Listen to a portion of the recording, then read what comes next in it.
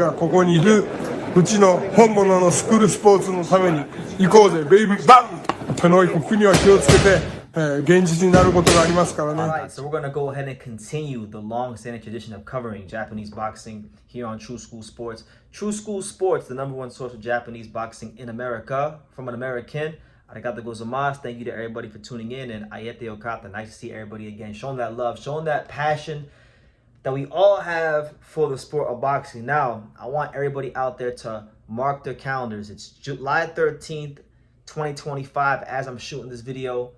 17 days from the time I'm shooting this video, we will be getting, probably for me, the fight I am most excited about this month because, I go through these cycles covering boxing where, I love the sport, I hate it, I love it, I'm tired of it.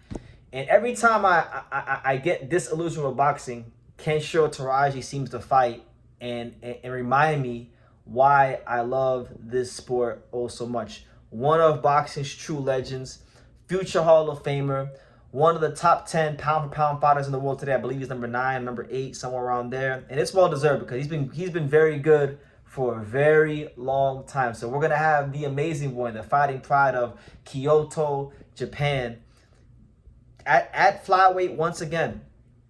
And I'll tell you guys this, if Kenshiro Teraji wins this fight, I know he won't win Fighter of the Year because the lighter weight categories are highly ignored and disregarded by the powers that be in boxing. But for my money, he would have real consideration for Fighter of the Year because this guy he's fighting is no joke at all whatsoever. In fact, I would even go as far as to say that his opponent for this fight is one of the most underrated fighters in any weight class in America. And that is none other than California's very own Ricardo Sandoval. Yes, Ricardo Sandoval. Let's talk about him because Ricardo Sandoval is a fighter that's been very underpromoted. He hasn't really gotten a lot of shine over the years. He's taken some losses in his career, most notably to David Jimenez a couple years back. But for my money, he's been really good for a long time. We're talking about a guy with 18 knockouts and 28 fights. He's a pretty hard puncher.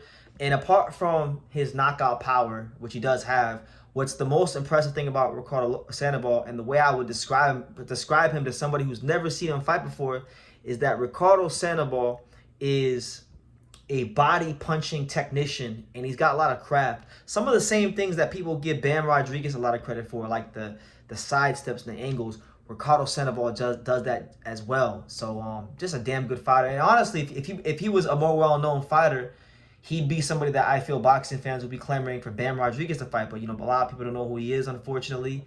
So he's not getting that push. I feel like this is a guy that Bam Rodriguez should have been fought, but that's just my opinion. Now, with that being said, this is a dangerous fight, guys, for Kenshiro Teraji. This is a very, very dangerous fight. Kenshiro Teraji is coming off of a war for the ages with Seigo Yuriokui, where he had to empty the tank in the latter part of the fight. He had to empty the tank in the 12th and final round of their fight to get a stoppage victory. Otherwise, he might have lost that fight. He had to summon something very special from a very deep place. And when a fighter has to go to the well, it's hard to summon that again.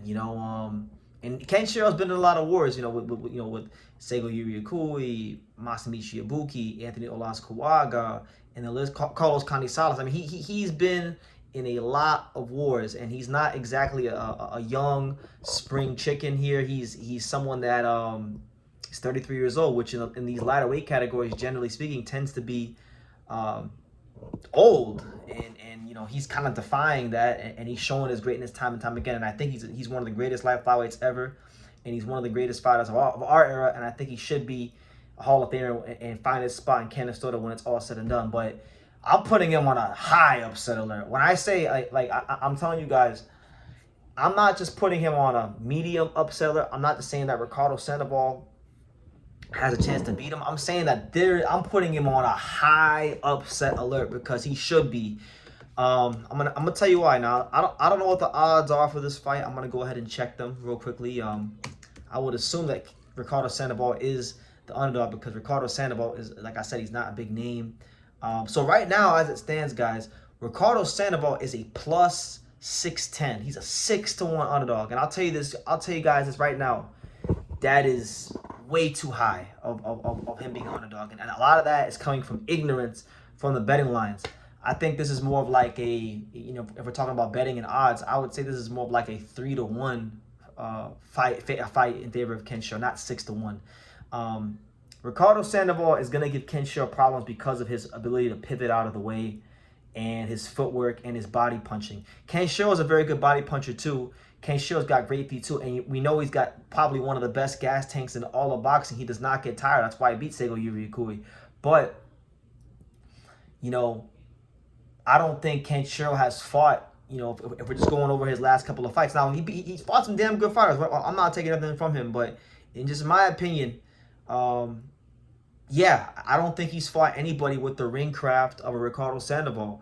Obviously, Ricardo Sandoval doesn't have the big fight experience. He hasn't fought a ton of guys on the level of a Kenshiro. But what I can tell you about Ricardo Sandoval is that he has that ability when he gets in the pocket to pivot around you, to throw hard, heavy shots to the body. He's got a really good jab. He feints very well. He mixes up his combinations very well. He does a lot of things very well in the ring. And I think that people are going to overlook him going into this fight. I know Kenshiro Teraji has been talking about fighting Bam Rodriguez. So even he might be overlooking him, especially when you look at the fact that he's had, in my opinion, the 2025 fight of the year with Seigo Yuriokui. And, this guy is not a big name. And the funny thing is, like, Kenshiro normally fights in Tokyo, which, that's like the Las Vegas for Japanese boxing. It's like the Mecca of Japanese boxing. This fight won't even be in Tokyo. This fight will be in Yokohama, which, Kenshiro, to my knowledge, I'm scrolling through his box rec right now. He don't normally fight in Yokohama. He hasn't fought in Yokohama since 2019 when he fought and he defended his WBC light flyweight title against Randy Petelkoren, back all those years ago. So it's been some time since he's been in Yokohama. Yokohama's a great, city. I stayed there for like a month and a half last time I was in Japan, but it's not Tokyo. The big truly massive fights in Japan, the great venues in Japan, the big fights in Japan are in Tokyo. So just by even with having this venue, I kind of feel like they might, if Kenshiro is gonna have a letdown, guys, it's gonna be this fight, and I don't think this is the guy that you could have a letdown against. I don't.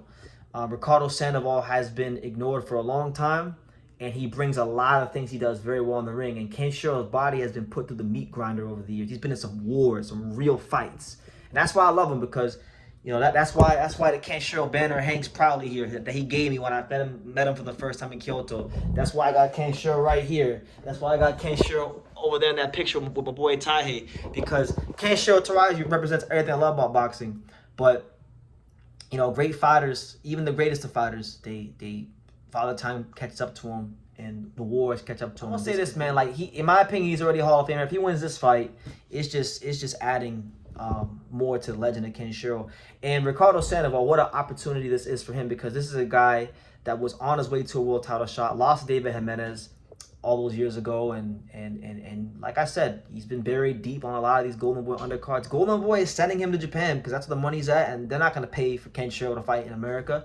So he has a chance here to really put himself on the map, because he's not just fighting a world champion. He's fighting a guy that's a legend of Japanese boxing, in my opinion, legend of boxing, period, and a guy that has a real case to go to the Hall of Fame. One of the, I would say, of his era, around these sub bantamweight, outside of Inoue and Chocolatito. After you get past Inoue and Chocolatito, I would say Kenshiro is the third best fighter below 122 of his era. So you beat him, all of a sudden that puts you in a whole other stratosphere. So this is a great opportunity for Sandoval, and I'm happy he's getting it. I'm happy he's going to get a chance to put his name on the map against a great fighter like Kenshiro. And it's going to be a great fight, guys. I'm telling you guys, this is going to be like one of them fights.